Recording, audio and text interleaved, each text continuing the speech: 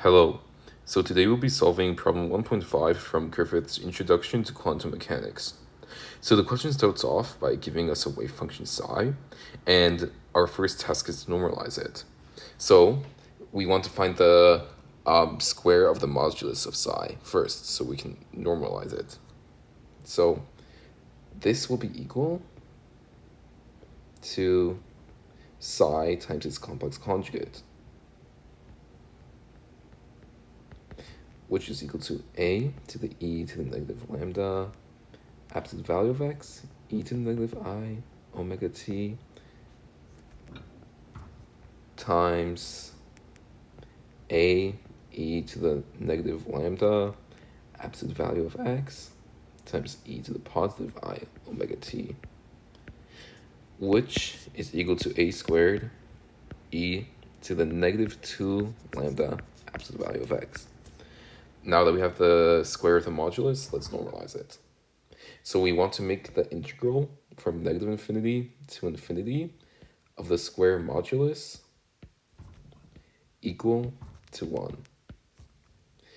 So integral from negative infinity to infinity of a squared e to the negative 2 lambda absolute value of x.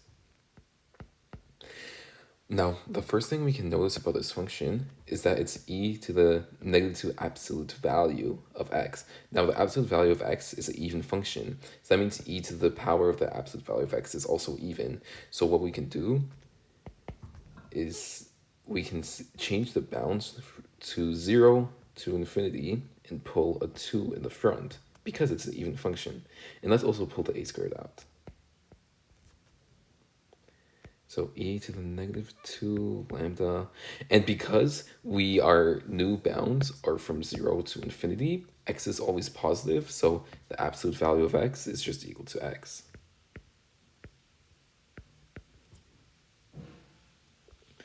And now we can do this integral and see that it's equal to 2a squared times 1 over 2 lambda, negative 1 over 2 lambda, times e to the minus infinity minus e to the 0. Now, e to the minus infinity is 0, and e to the 0 is 1. So this will end up with 2a squared times 1 over 2 lambda, or a squared over lambda. And we want to make this integral equal to 1. So that makes a squared equals to lambda, or a is equal to root lambda. So that's part A done. Now let's move on to part B. And if we go up, we see part B, we want to find the expectation values of x and x squared. Now to find the expectation value of x, it's like this. It's equal to the integral from negative infinity to infinity of psi x psi conjugate, which is equal to this, the square modulus of psi times x dx. So that makes the expectation value equal to integral from negative infinity to infinity of x times a squared e to the negative 2 lambda absolute value of x dx. Now, this integral is actually very simple to solve because we can see x here, x being an odd function, and we can see e to the negative 2 lambda absolute value of x. Now, this is an even function.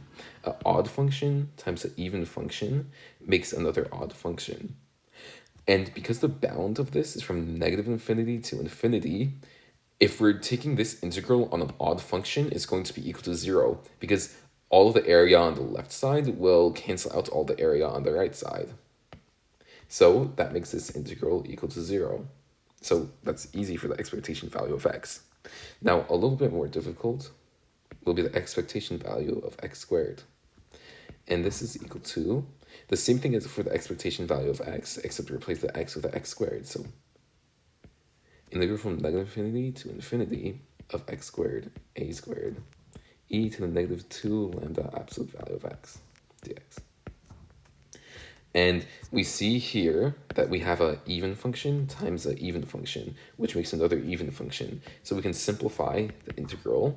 First, we'll take the a squared out and change the bounds from to 0 to infinity.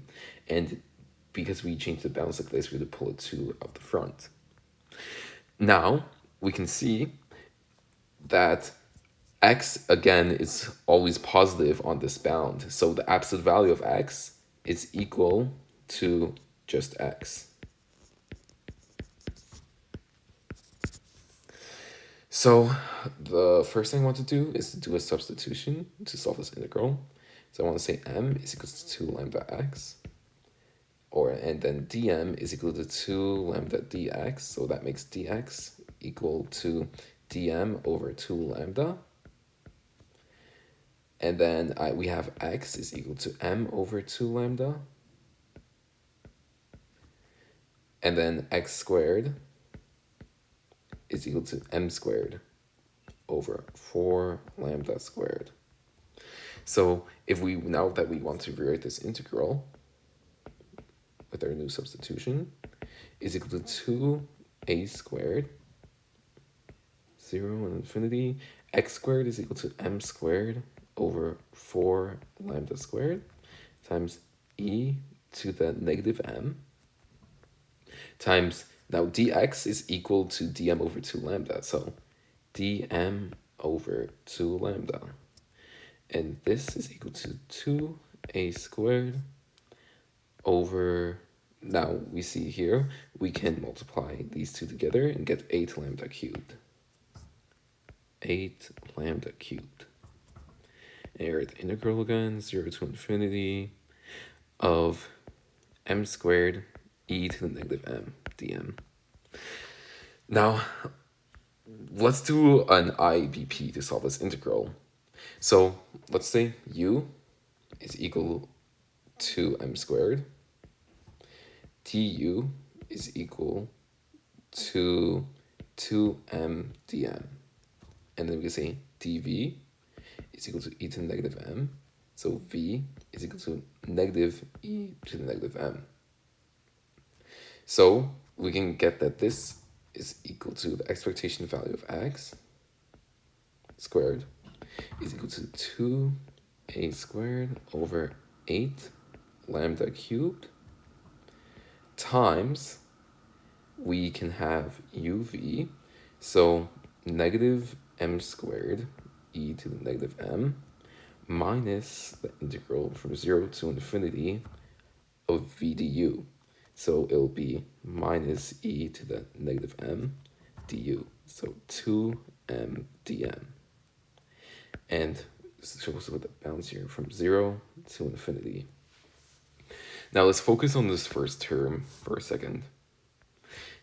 At m is equal to infinity, or as m approaches infinity, we have e to the negative infinity, and we have m squared, infinity squared. Now, e to the, as m approaches infinity, e to the negative m approaches 0 faster than m squared will approach infinity, because it's an exponential versus a polynomial. So as m approaches infinity, this will approach 0. And then at 0, we have e to the 0, which is 1, times 0 squared, which is 0. So this is also 0. So this first term will just be equal to 0. So we can write that out, equal to 2a squared over 8 lambda cubed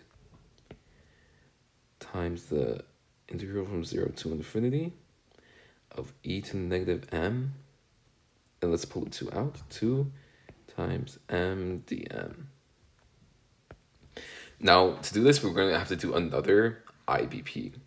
So we can say u is equal to m, so du is equal to dm. And then we can say dv is equal to e to the negative m dm. So v is equal to negative e to the negative m. So then we can see that the expectation value of x is equal to 2a squared over 8 lambda cubed.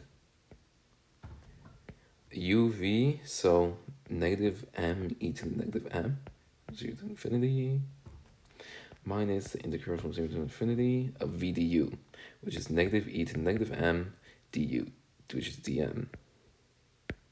And now, similar to the first term from the last IBP, as m approaches infinity, e to the negative m will approach 0 faster than m will approach infinity. So this will be 0. And at 0, we have e to the 0, which is 1, times 0, which is 0. So this first term is 0 again.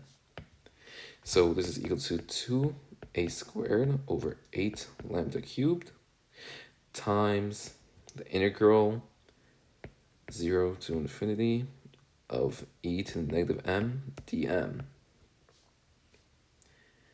And then, sorry, and we forgot the 2. So there's a 2 up here. So we can just put the 2 here. 2. Which is equal to 4a squared over 8 lambda cubed.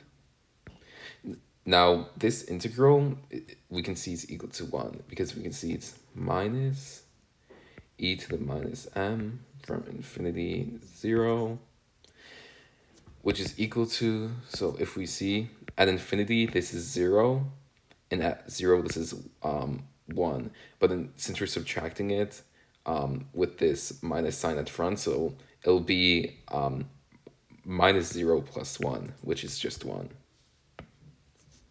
So we'll get a squared over 2 lambda cubed. And this will simplify because we know a is equal to root lambda. So this will simplify to 1 over 2 lambda squared. And we can go up here from part A. We can see that a is equal to root lambda. So that's part B, and now we can move to part C. So if we go up to the question, we can see that the first part of part C is that we want to find the standard deviation.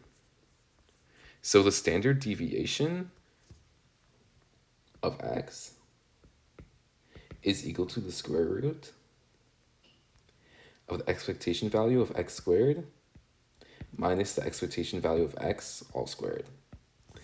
And we just found from part B, the expectation value of x squared is just 1 over 2 lambda squared minus the expectation value of x from part B is equal to 0 right here. So we can scroll back down, minus 0. So this is equal to 1 over root 2 lambda.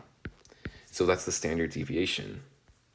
And if we go back up to part C, now we want to sketch a graph of the squared modulus of psi. So let's go down here. Let's create a little graph.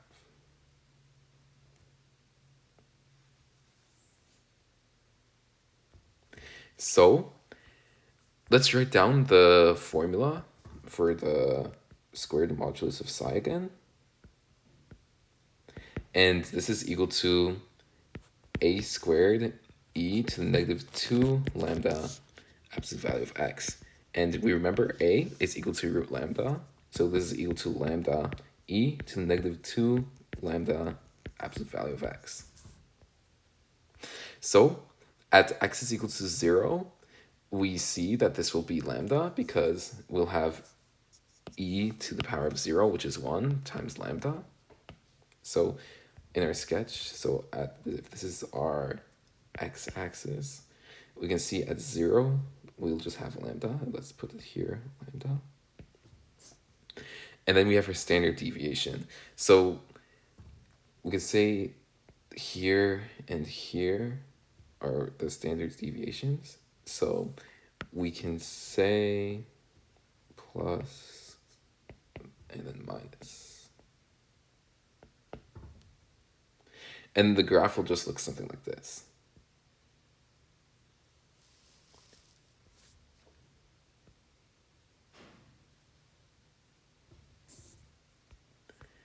So that's the first part of the question. Sorry about that. But now we can move to the second part of part C. We want to find the probability that the particle would be found more than one standard deviation away from the expectation value. Now we know the expectation value is 0, so we want to find the chance that the particle will be here or here, more than one standard deviation from 0. So we can write here, we know the standard deviation from the previous part is 1 over 2 lambda, so this is minus 1 over root 2 lambda, and this is plus 1 over root 2 lambda. So to find the probability, we know the total area under this curve is equal to 1. So if we want to find the probability that's going to be outside of this middle part and be here or here, we can just find the area of this middle part and take 1 and subtract this area. So we're going to do that. So we can find the integral negative infinity to infinity. Sorry, not the integral from negative 1 over root 2 lambda to plus 1 over root 2 lambda of our squared modulus. So that'll equal to a squared, which is lambda. So lambda e to the negative 2 lambda absolute value of x dx. And we can actually simplify this integral because we see that this is an even function. So change the bounds to 0 to 1 over root 2 lambda and just put a 2 in front, and let's pull out the lambda 2. So we get e to the negative 2 lambda. And because x is only positive here, we can say the absolute value of x is just equal to x dx. And then this is equal to 2 lambda times negative 1 over 2 lambda times e to the minus 2 lambda 1 over root 2 lambda minus e to the 0. And this is equal to minus e to the power of root 2, negative root 2, minus 1. And this is equal to 0.757. So remember, that's the probability that the particle will be within one standard deviation. To find the probability that be outside of one standard deviation, so probability out one standard deviation, it's equal to 1 minus this number, 0.757, which is equal to 0.243 or 24.3%. So that's the question done. I hope you enjoyed.